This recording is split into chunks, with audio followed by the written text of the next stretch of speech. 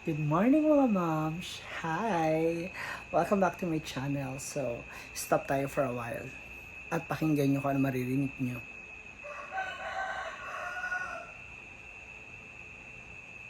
See? Ano ang narinig ninyo? Comment down below. Wow!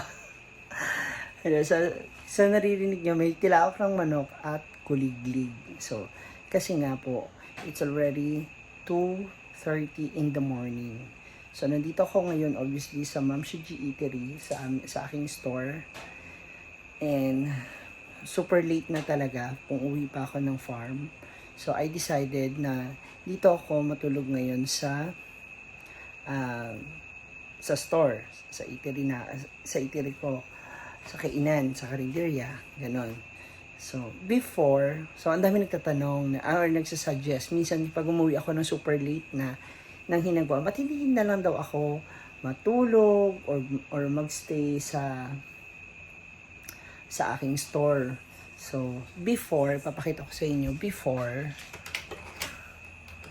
asan ba? Yeah, dito ako natutulog talaga. So, ito yung lamesa na yan. Tinatabihan ko yan. Dinidikit ko yung isa pang lamesa na ganyan din yung sukat. Which is, ayan. Okay. So, pag pinasa ko na yan dito, magkadikit na yan sila. So, pwede na akong makatulog. Ganon. Then, may pillow naman ako rito at saka kumot. So, ngayon, ang ginagawa ko, ang ginagawa ko naman, ngayon, wait lang, bago yan, pakita ko rin sa inyo yung ano. So, dito sa labas, yung school. So, yung may ilaw niya, yung sa may security guard. So, nagbabantay siya rito sila dyan ng 24 hours. So, nasisilip nila itong aming tindahan kapag may mga batang tumatambay dito or kung hindi man bata, mga may edad na rin, ginagawa raw tambayan dyan. So, siguro, since may upuan kasi, so umupo sila dyan, nagyoyosi, and sometimes they use the restroom. Okay lang din naman yan sa akin kasi wala namang problema. As long as wala silang kukunin o walang mawawala dito sa tindahan. So, ayun.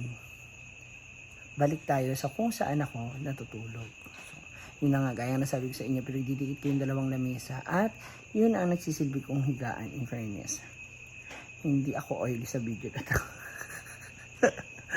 So, ayun. At ngayon naman, pakita ko sa inyo. Bumili ako sa isang online shop. Hindi ko nababanggitin ko saan kasi baka mamaya pati kayo matrigger. Wow.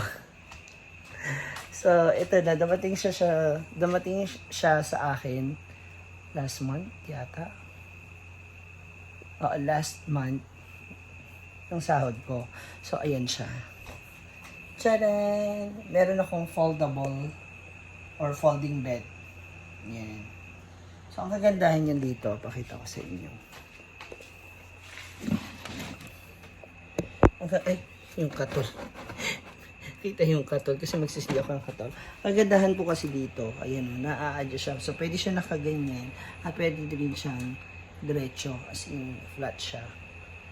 Ayan. So, sa mga nagtatanong, baka hindi ka kaya? Uy, kaya po ako nito.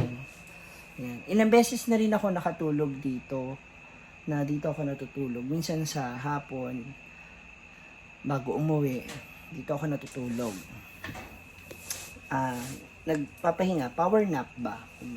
Kumbaga. So ngayon, it's Saturday na. Saturday na siya ng umaga, madaling araw. Walang klase. So hindi darating ng maaga yung aking cook na si Ate Bibian and si Michelle ng 4 a.m. or 5 a.m. So mostly 5 a.m. Hindi sila makakarating ng 5 a.m. kasi wala naman silang lulutuin dahil wala ring klase. Kaya pwede ako matulog dito. So, kahit nagising ako ng 9 o'clock or mas late pa dyan, okay lang. Kasi wala namang klase. So, most of the time, pag weekdays talaga, hindi ako dito natutulog kasi mapuputol yung pahinga ko. So, syempre, kailangan ko rin makabawi ng tulog and all. Shhh! Hey! Yun lang. Yan, yung mga pusa. pumapasok sila dito. So, yung iba nangangat-ngat nila.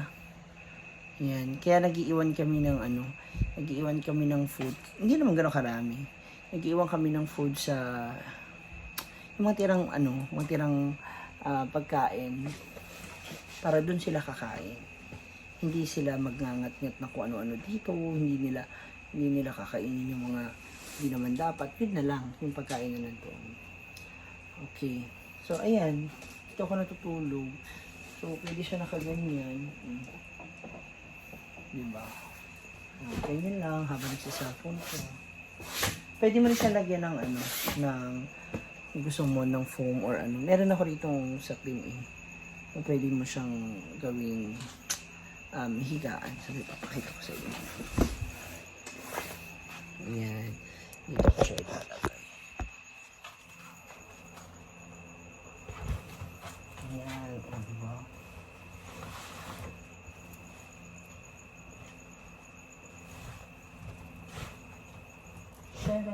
Oh. Look at that. Oh, diba? So, may sapin ka na. So, pag nakahiga ka, tataas mo na yung kamay mo, may kikirya ka na. Sigurado talaga mauusin yung paninda niya. Ayan na. O, diba? So, yan lang. Ganyan. So, minsan pa ganyan siya, minsan pa gano'n siya pahaba. Depende minsan po sa mood ko. And, isa pa yun. Hindi lang natin natatimingan kasi walang bumabagsak ngayon ng mga ng mga bunga ng santol. So, minsan kasi, pag tulog na tulog ka na, pag bumagsak siya, mapuputol na yung tulog mo. Kasi minsan hindi lang isa, sunod-sunod siya, 2 o 3, ganun, yung santol. So, noong nakaraan dito ako natulog, dead ma ako sa kanya kahit naglalaglagan siya. Kasi pagod na pagod talaga kami nun. Yung first day namin, talaga first day, kasi naghakot, tapos kinakapa mo pa kung paano yung magiging trabaho, kung ano yung magiging technique, yung ano magiging style, yung ganun. So, ayan. Habang nagchichikahan tayo, magsisindi na ako ng katul. Kasi, ang sakit na po nila mga gat. Nakakaloka na po sila mga gat. Mouse. Ayan. So, this is my store. Yan yung window. So, yan lang. It's like para ako nagbabahay-bahayan. Ayan. Ayan. So, if you have any other suggestions or comments, just comment down below. No? Yeah, I just want to share some short story ng aking nangyari kanina sa aming store sa plaza. As usual, umulan na naman. No? Isa yun sa mga problema talaga kapag ang business mo ganun, yung hindi ka fully covered ng ulan o ng malakas na hangin. So yung store mo ganun lang tent. So may tendency talaga na walang kita, lalo na kung mga tao hindi na maglalabasan kasi syempre umuulan, diba? Ayun. So ano pa ba bang gusto niyo chika? So ayun, bukas is another day. So itong event ng itong night market na to is until until Sunday? Monday. Until Monday, kasi Monday is the araw ng hasaan. So, after that, yun, back to normal na, magkaklase na ulit. So, morning until afternoon. So, kinahaponan, uwi na ko ulit ng hinupuan. Okay?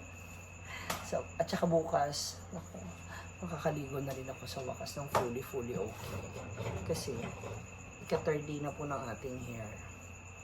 Actually, may nakita akong hairstyle ba yan?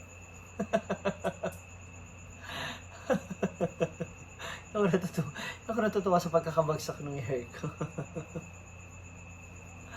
Pero may nakita akong hairstyle. Susubukan ko siyang gayahin.